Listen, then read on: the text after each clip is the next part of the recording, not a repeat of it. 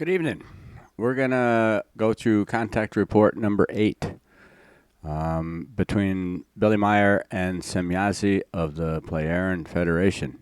This one was translated by James Moore, and there's been improvements in whatever Stefan Zut and Joseph Darmanin. Anyway, I appreciate all you guys doing the translating, and I especially appreciate Billy and Semjase for making this possible. So here we go. This one we'll go through contact report 8. This one was Tuesday, 18 March, 1975, 15:04 hours, so 3 o'clock in the afternoon. This is the 8th contact. Okay, Billy, today I have a lot of questions, if you allow. Semjase, if there are not too many of them. Billy, I do not know. My first one concerns the material. What is it? Semjase, material is a palpable idea. It is a solid form of energy that is palpable. Billy, that is commonsensical, but how does material come into being? Semjase, the principle is very simple. However, I am not allowed to tell it. However, it is a fact that any energy can be converted into solid forms. It is only necessary to highly focus and highly concentrate the respective energy whereby it can be converted into solid material. In this manner, the elementary building blocks of the solid substance of the material are created: neutron, proton, and electron. From these, the atoms and a variety of the chemical compounds form, which then in their 3 different states of aggregation form the solid external casing, which is nevertheless known to your scientists. Solid material, as well as kind of energy, are in every respect of equal value. That is to say that it's kind of energy is absolute material, just as your kind of material is absolute energy. They're saying basically it's just the only thing in the whole entire universe is energy, and then it gets squashed and compressed and it turns into matter.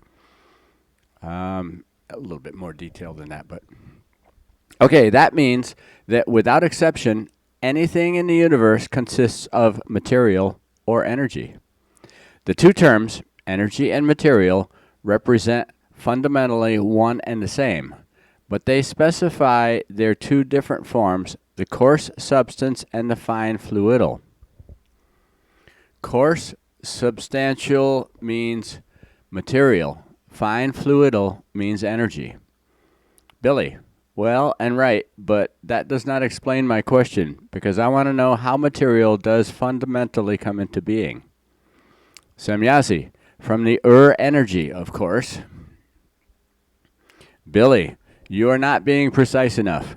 I think that prior to the energy, something else is probably a decisive factor, because as far as I know, 2 factors, each forming a oneness in itself, always need to come together in order to result in a oneness again. Semjase, you are relentless and are bringing me into a quandary. Billy, I do not want that. Semjase, all right, I will explain everything to you as far as I am allowed, although you apparently, once again, know more in this respect than we know about you. Material is the embodiment of an idea. As energy, material is fine fluidal, and as mass, it is just highly concentrated and condensed. Both types can be produced by apparatus, which you 2 are already practicing in various forms. Normally, however, they are produced completely naturally, namely through spiritual power, which is preceded by the idea.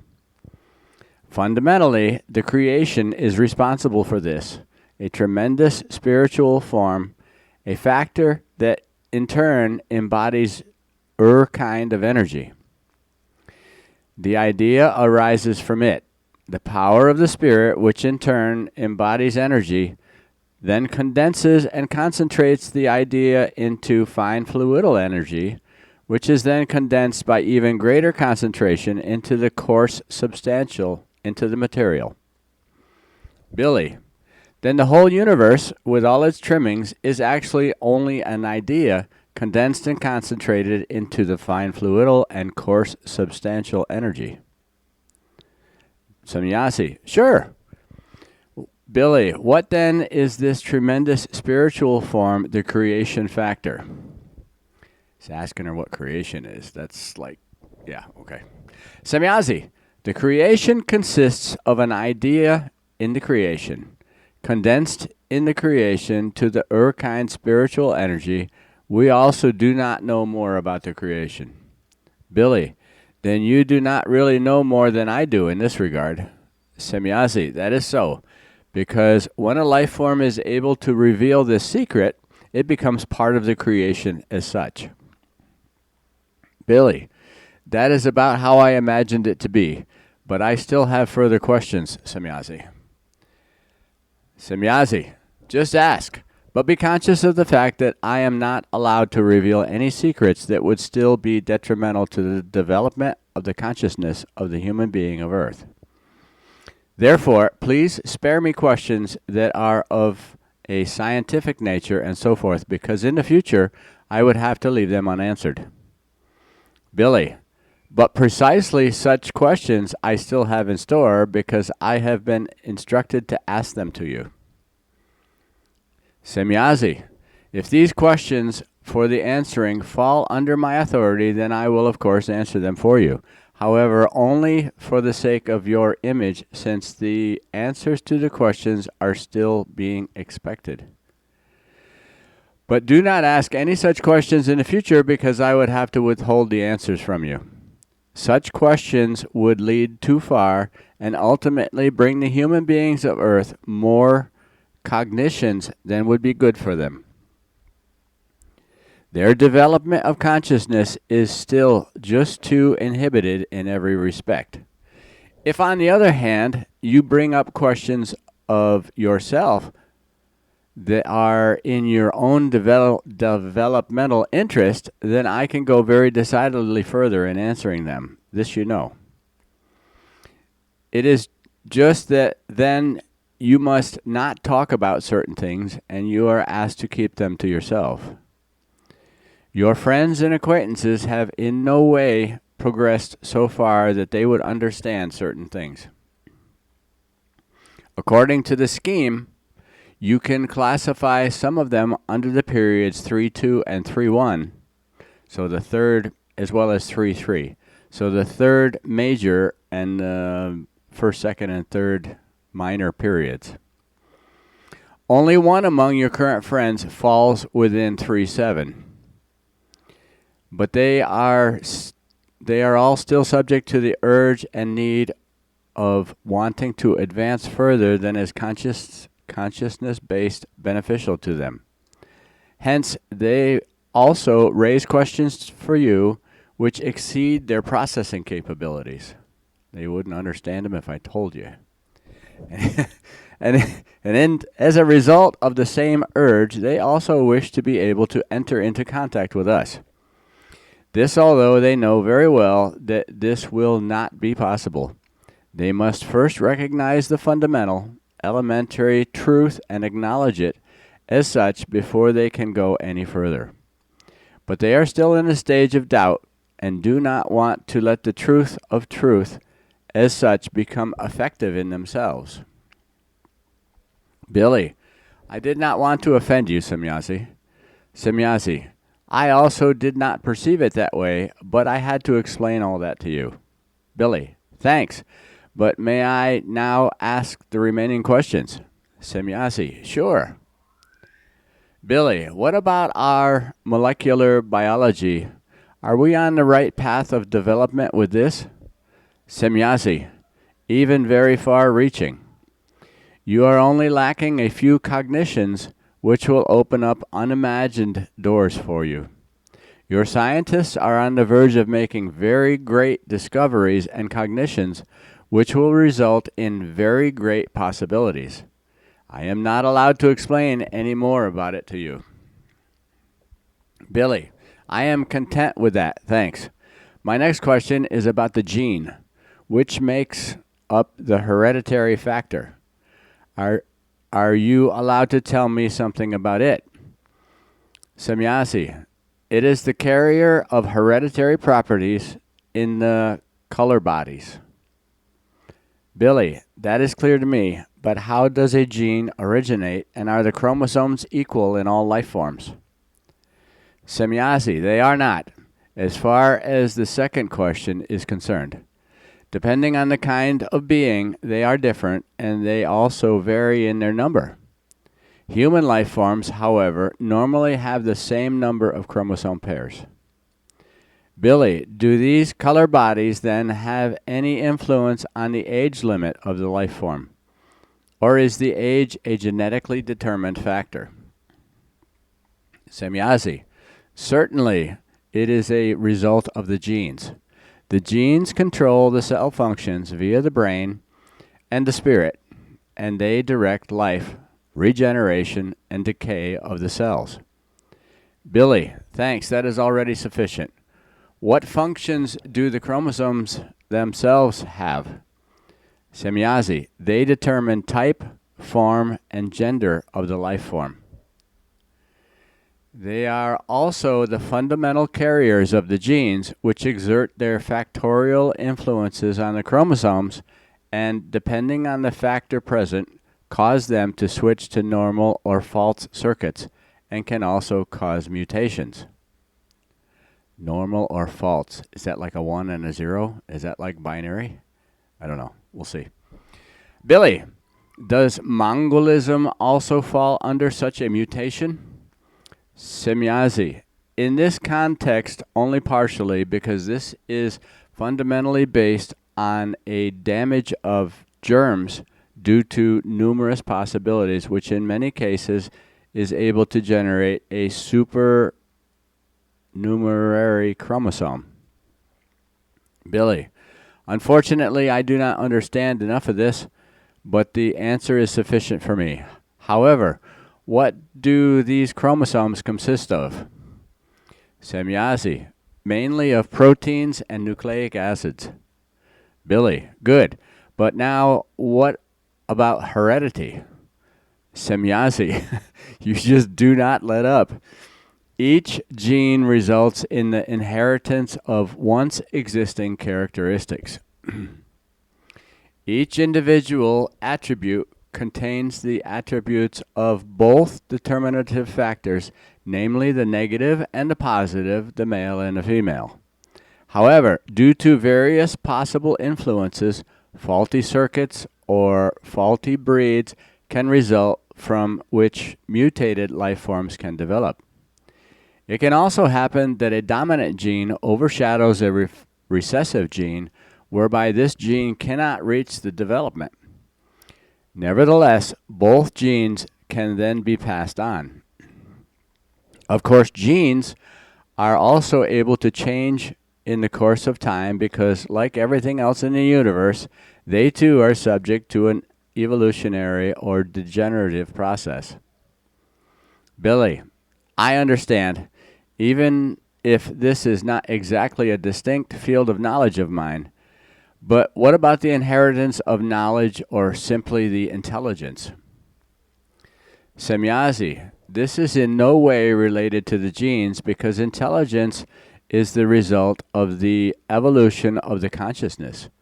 However, spiritual and consciousness-based thinking and its resulting factors such as knowledge, essence of wisdom, and intelligence are pure factors of the consciousness, which can therefore express themselves consciousness-based and organically in the brain, which consists of acid substances.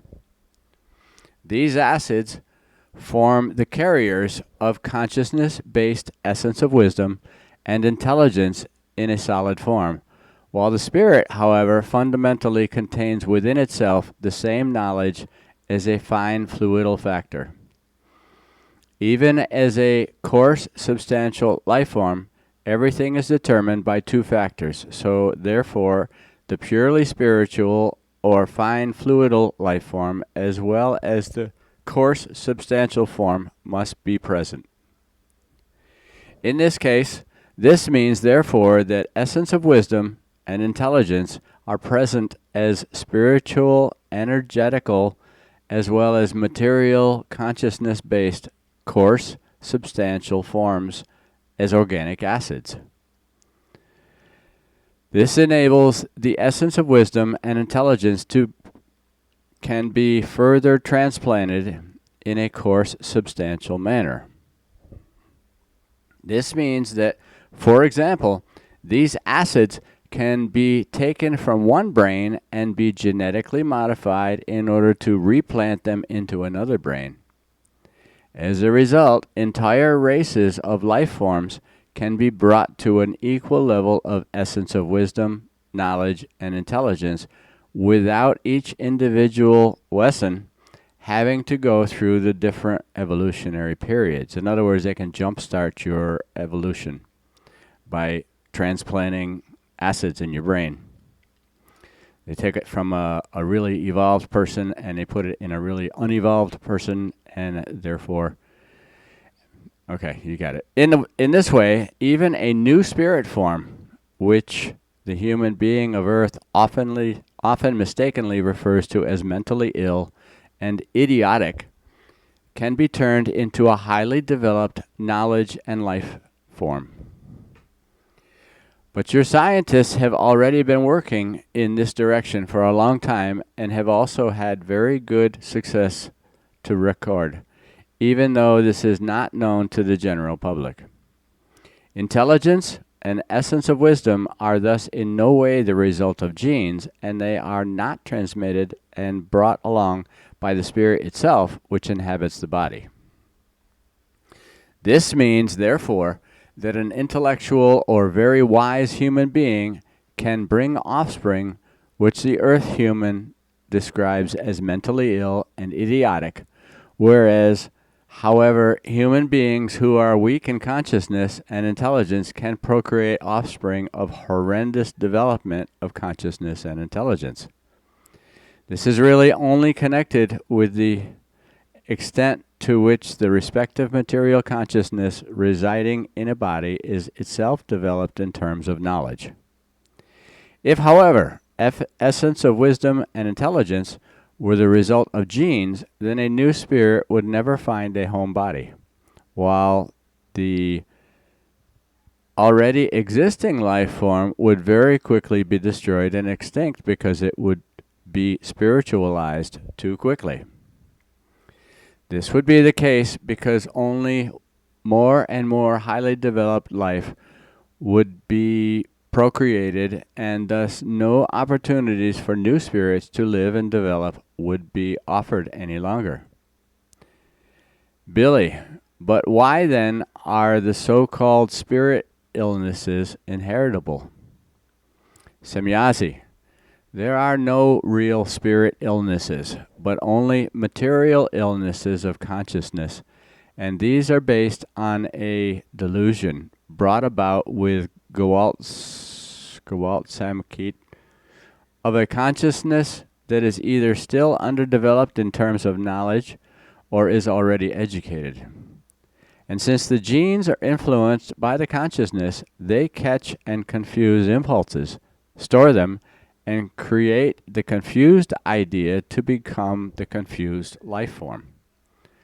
Life forms disturbed in this manner, however, normalize again from generation to generation through the unstoppable further development of the spirit and through the regeneration of the consciousness, through the evolution which is caused periodically.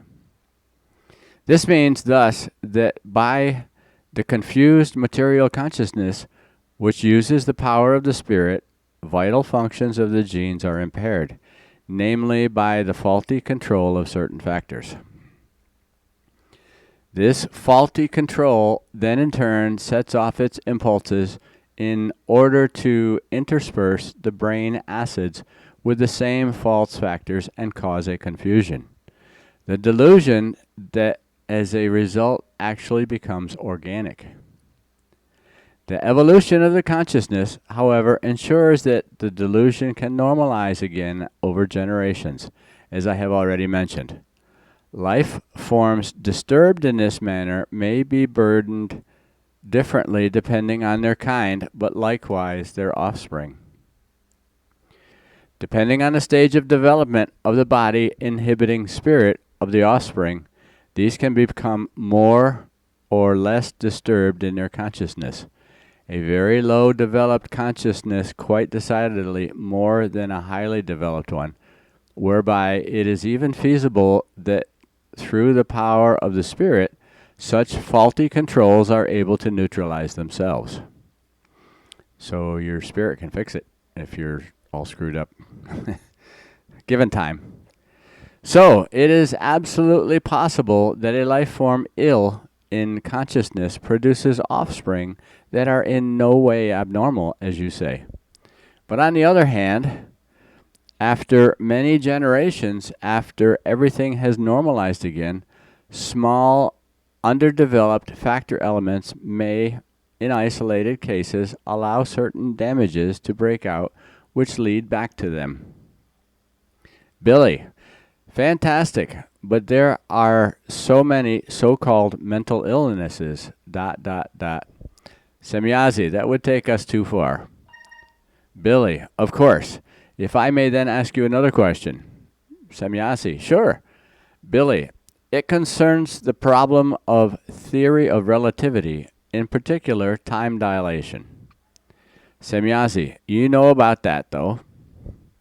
Billy, I'm not asking for myself because the questioners want an answer from you. Semjase, oh, I see, of course. But I must expand a little on this. There are various possibilities for mastering the space. To describe them all, however, would make no sense, as they would be too incomprehensible and too fantastic for the human beings of Earth.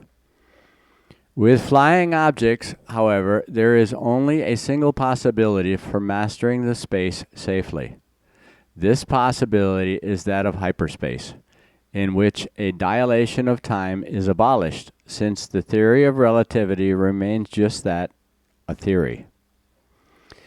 But the elimination of a time shift or time dilation requires the breaking through into hyperspace, as I have already explained before.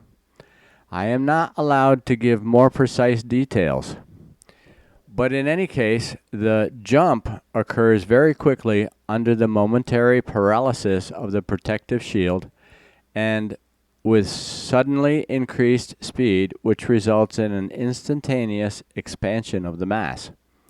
This means that the process to be initiated occurs so quickly that the speed and certain processes which are generated by apparatuses distort the material within millionths of a fraction of a second, making it a fine form, which is capable of timelessly traversing the superspace. As said, it is not just about the speed, even though it exceeds that of light thousands of millions of times, but various other processes are additionally required. Only due to the speed itself, the effect of the mass changing is created, which is what makes a hyperjump possible. The mass of a body grows in proportion to the increase in its speed. I guess that's why when you're on a commercial airliner, your feet swell and you got to take your shoes off. Just an observation.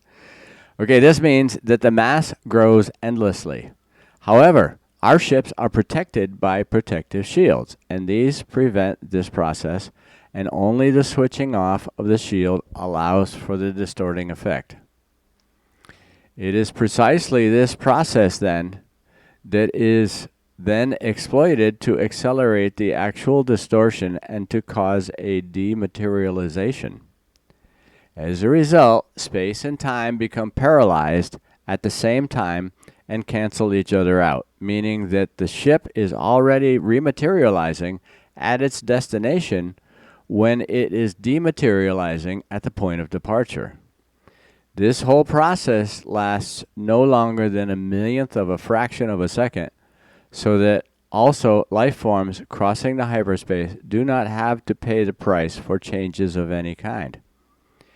If spaceships fly slower than the speed of light, then this requires, firstly, an irresponsible amount of time, which is, however, particularly with newcomers to space travel, always the case. Everyone only learns from experiences and cognitions. Secondly, this type of spaceflight is very dangerous and puts every reaching of destination into question. So you could end up anywhere or any time. If a spaceship breaks through the speed of light without using the hyperspace, however, then that catastrophe, which you call the theory of relativity, befalls the ship and its occupants. Speeds above that of the light harbor all sorts of dangers. If the barrier of hyperspace is not breached and superspace is not made an ally. Time dilation is just one of these dangers. Another danger is that, in this case too, the mass of a spacecraft expands to infinity in relation to its speed and can, under certain circumstances, result in the destruction of the ship and its occupants. There are, however, still many other dangers. Nevertheless, all life forms must complete their evolutionary process through which they gain experiences and knowledge. Also, our forebears had to struggle with these problems and got lost in space and time. However, the same has happened and is happening to other life forms. Hence, it happens again and again that some time travelers from the past appear, which often causes very big problems for them. Often they can no longer find their homeworlds, or else find them completely destroyed. Now and then, Wesen of this kind that are foreign to the galaxy also appear, which have already penetrated as far as Earth and will also continue to come again and again. Some such time travelers have also been stranded on the Earth in earlier times and never left here. Old, strange legends and tales about them are known among you. Nevertheless, in the course of time, many of these Wesen died out, or they degenerated or mixed with the earthly life forms. It is also not uncommon for such time travelers to visit the Earth even today, and many are among them who never find their homeworlds again, and therefore simply settle somewhere on other worlds. Often, however, they also get lost in the expanse of space and die. Not seldom, they are thousands and even millions of years on the move, while for them, however, only few minutes or few years pass. The dangers of speed are very great, and they already start at just a few kilometers per hour if the flying objects or vehicles are not shielded. A few kilometers per hour.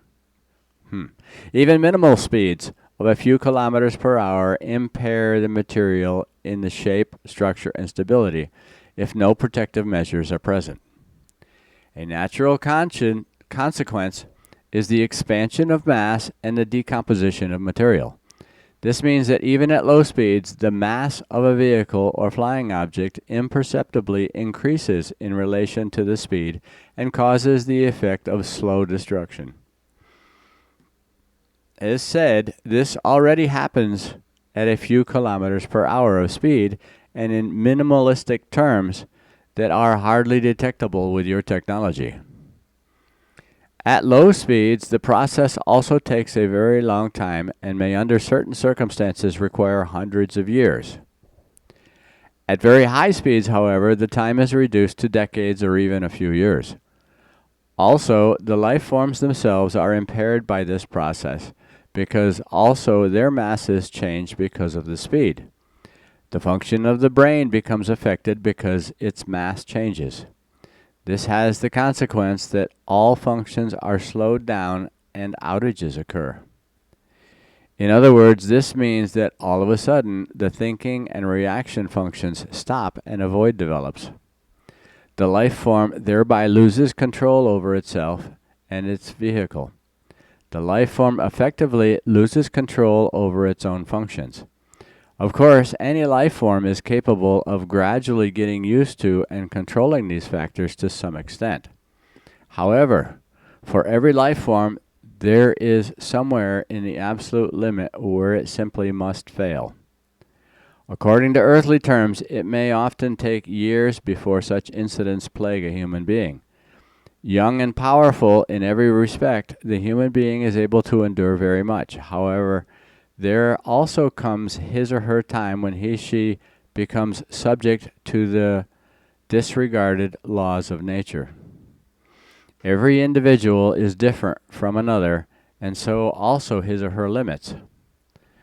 One thing is certain, though. Once a life form fails in this respect, its limit of what is tolerable has been reached, and it must no longer operate any machines of any kind that reach more than the speed of its own walking, unless such machines are protected against the mass-expanding influences. If the human being of Earth would observe and follow this recommendation, then they would have less hardship, misery, invalids, and fatalities to record. But the human being is willfully stubborn, as she has been for ages, and she does not want to be taught. Still today, she considers herself, the crown of the creation and lives in the delusion of being the only human life form in the universe. Nevertheless, you should spread these words among all those who have already controlled their megalomania and want to follow our remarks. Billy, fantastic. Our utopia writers, compared with these things, are really just miserable pen pushers without imagination. Semjase, make no mistake, because many of them come very close to the possibilities and the truth. Especially good writers of this kind are often even inspired by us and other powers, and their works prepare the human beings for what is to come. In other words, they stick ideas in their brain to nudge us along. Okay, but also in this way, scientists are made aware of certain areas and possibilities upon which they then do research in certain directions and achieve success. Billy, can you just say that? Semjase, certainly, because time has come for this explanation, and furthermore, very many human beings are already thinking about it, even if they only suspect these connections. Billy, then the rapid development of technology, etc., over the last 100 years is thus not solely the work of human beings on the earth. Semjase, no, because also we and many others have contributed some things, even though the development is conditioned by the age. Billy, you mean the Aquarian age? Semjase, sure. That is the era I am talking about. It will bring developmental changes. It will bring developmental change events for the human beings of Earth, very good ones, but also very bad ones. Particularly grave are, in this regard, the religious influences, because this intellectual, spiritual, consciousness-based era brings forth very many new and evil types of religions and sects, where through the human being is supposed to be even more struck in their delusion, whereby also sectarian mass suicides and murders are to be feared.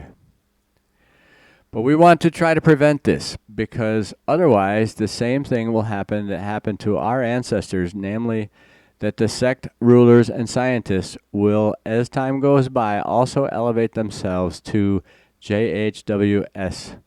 Those are kings of wisdom, I believe, JHWSs. And bring about the same catastrophe over Western and solar systems as it was also characteristic of our forebears and many other races. Particularly, the scientists are always the ones who first recognize the truth, that above a life form and above all stands the creation alone, who behaves completely passively, however, in every respect toward any creations and events in the universe. The naming as such of the creation says what the creation is about. It is the creation. Over 7 great times, the creation creates life in countless forms over and over again. The creation constantly creates new life forms unstoppably. But once these are created, they are left to their own devices with the life task of their development. Billy, another question concerns soul and spirit, Semjase. Am I right with the assumption that they are not one and the same? Semjase, of course, soul and spirit are not two different terms for a single factor. Namely, not only for the spirit, rather, they are based on two different values. Let me read that again. Of course, soul and spirit are not two different terms for a single factor. They're not the same thing. Namely, not only for the spirit, rather, they are based on two different values. Billy, okay, and what about the human psyche? Is it actually the soul, right? It is actually the soul, right? Semjase, you know and understand more this than any of those you call clerics, psychiatrists, or philosophers. Billy, that is a whole garden of flowers. Semjase's throwing flowers at him. In other words, she's flattering him. Semjase, which, however, you can enjoy. Billy, thank you. But now, once again, a question regarding the age. You said that the age would be conditioned genetically. Does that apply 100%? Semjase, not to that extent, no, because various other factors still play an important role. The most important points with this are the external influences such as living conditions, health, nutrition, and environment, and so on. Billy, that is what I thought. Are you able to explain more about that to me? Semjase, that would take us too far. Billy, okay, then, but how is this then with you?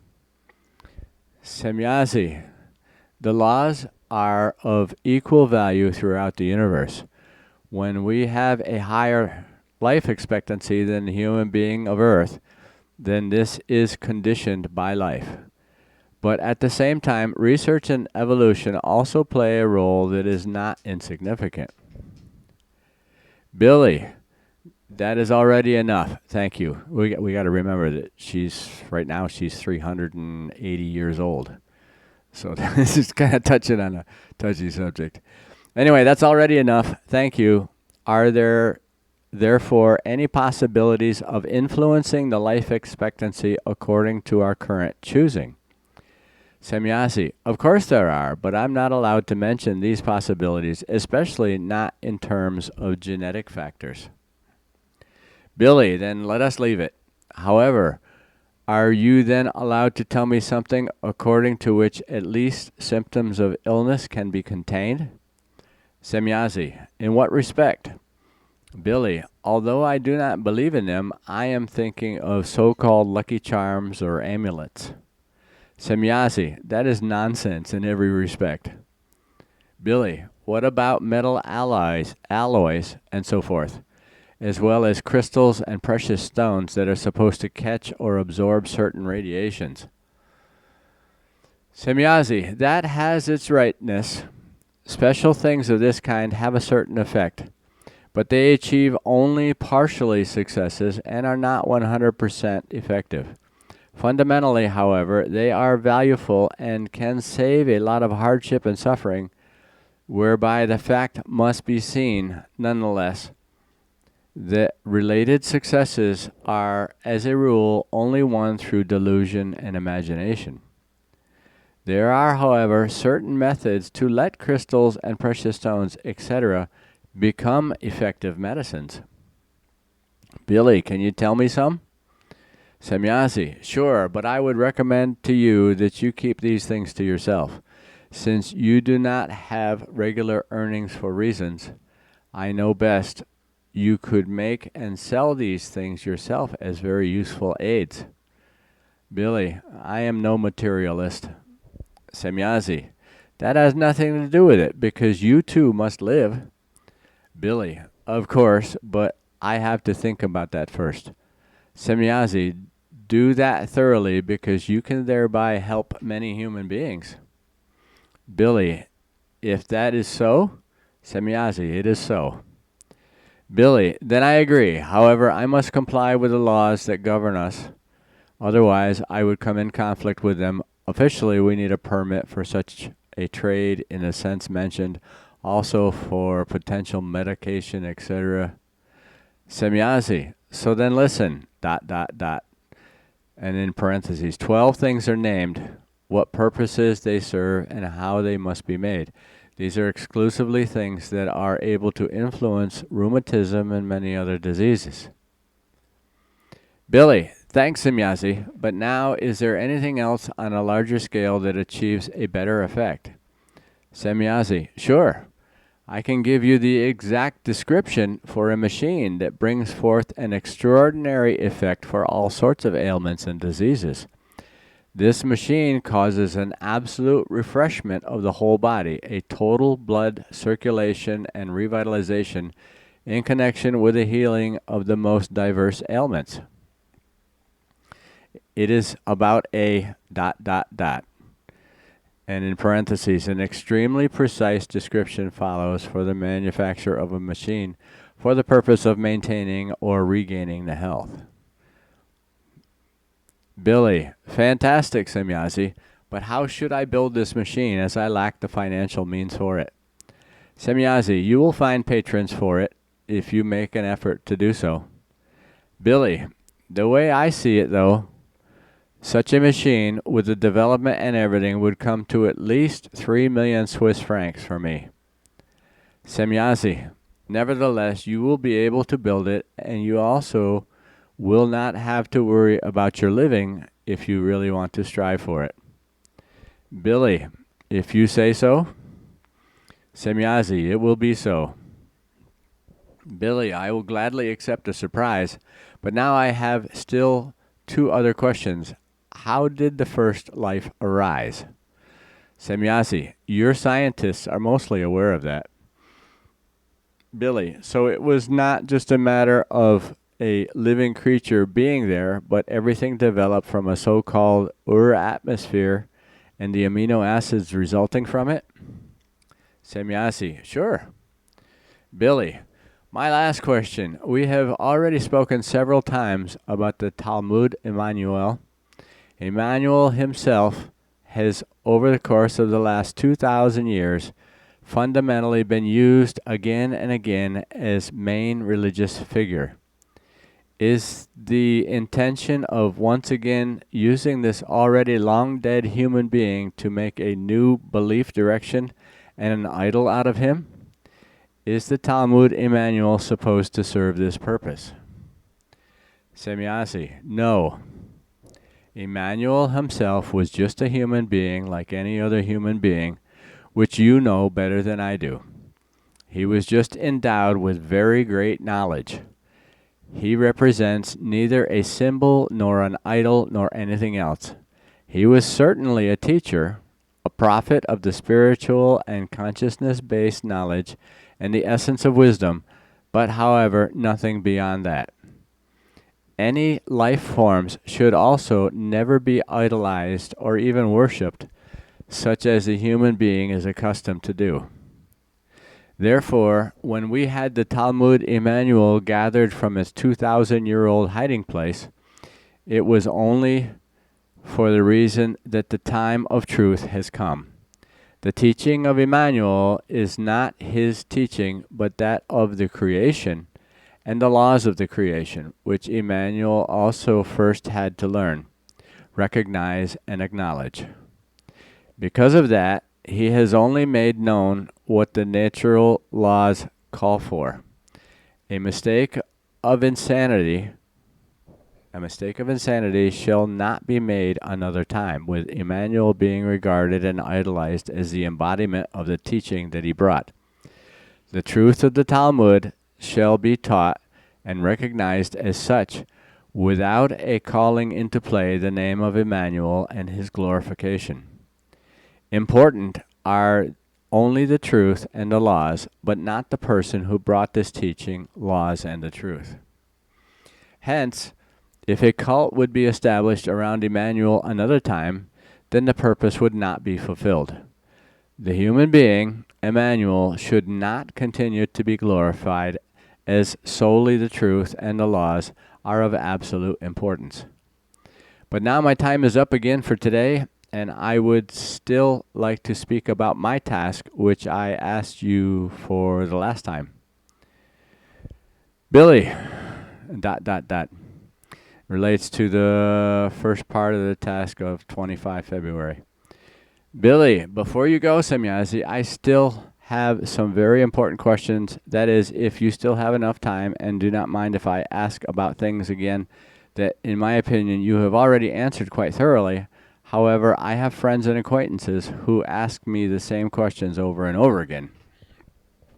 Semjase, if it is so important, then ask. Billy, thanks, Semjase. The questions are always about friends and acquaintances also wanting to enter into contact with you. At the least, they would already be satisfied if they could just look at or photograph or film you in your beamship from a distance once. Is there not nevertheless a possibility to satisfy their curiosity, etc.? Semjase, have I not expressed myself clearly enough? I have already said several times that this cannot happen, and that under no circumstances. We have chosen you alone, and it stays that way. Nothing can be changed about that. I know that some of your friends only want to enter into contact with me because they doubt your information and want to have proofs. Even the photos you have taken are not accepted by them as proof because they are too caught up in mistrust and in false assumptions of what is real. They believe that this makes them realistic thinking human beings, but in truth, they are not. Their recognition of reality is not based on the knowledge and the cognition, but on a line of argument that makes themselves uncertain. They believe that only what they are able to see with their own eyes and touch with their hands is real, whereby they, however, do not consider that they can be deceived by their own seeing and touching. Proofs are always only valid as reality if they are founded in knowledge and recognition, which means that only consciousness-based hard work enables a real line of argumentation, but never only seeing or touching, etc. alone. For these reasons, we gave you several times the opportunity to collect photographic material, wherethrough you could confirm visually all your information in relation to the existence of our beamships. And although you have many good pictures at your disposal, one does not believe you. On the contrary, further evidence is demanded in the form that we should break our own principles in order to make contact with other human beings of Earth as well. But we will not do that, and also will not deviate in any other ways from our directives. She really doesn't have a choice. That comes down from the council, I think. But we do not want, and also are not allowed, to exercise any coercion to convince the Earth humans of the truth. We may only do what is within the scope of our directives, and these state that we have chosen you by determination, and that you should spread the truth at your discretion. However you want to manage, that is up to you, because you are a free life form. Explain to your friends that we are not willing to fulfill their questioning demands for a contact with them. It is absolutely impossible to go along with that in every respect. For the time being, you should furthermore also not take any additional photographs of my beamship, because the ones available to you are completely sufficient. I have given you ample opportunity to create good photo proofs, which are nevertheless doubted in many cases. Hence, it should suffice for the time being, because it is neither our nor your task to lift doubters and critics from their consciousness development, inhibiting doing and acting. The tasks lie in completely different areas, which is known to you. Billy, that does not sound particularly friendly, Semjase, and it also disappoints me in the sense that I shall not take any more photos. I bought a movie camera during your absence because I wanted to shoot a film of you and your beamship. Semjase, I am very sorry for your disappointment, but my determination shall remain the same. But I still want to allow you to use your movie camera in the sense that you may film my beamship. However, you are not allowed to do that up close anymore, and you also may, in no future case, capture me myself on film. But I will give you a short demonstration with my beamship. She's going to fly a short demonstration. Billy, thank you.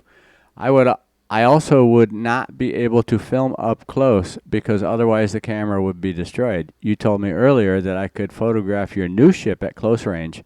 As you know, I did that during your last flight away at the last contact. Unfortunately, it did not work out right because my new photo camera exploded in my hands, so to speak. The exposure meter and the viewfinder were destroyed, and the camera was flung from my hands. I had to hand it over to a costly repair. Semjase, is that really so? Billy, of course. Should I lie to you? Semjase, certainly not, and it also was not meant that way. I am sorry for the incident, and I will investigate it. Let's see.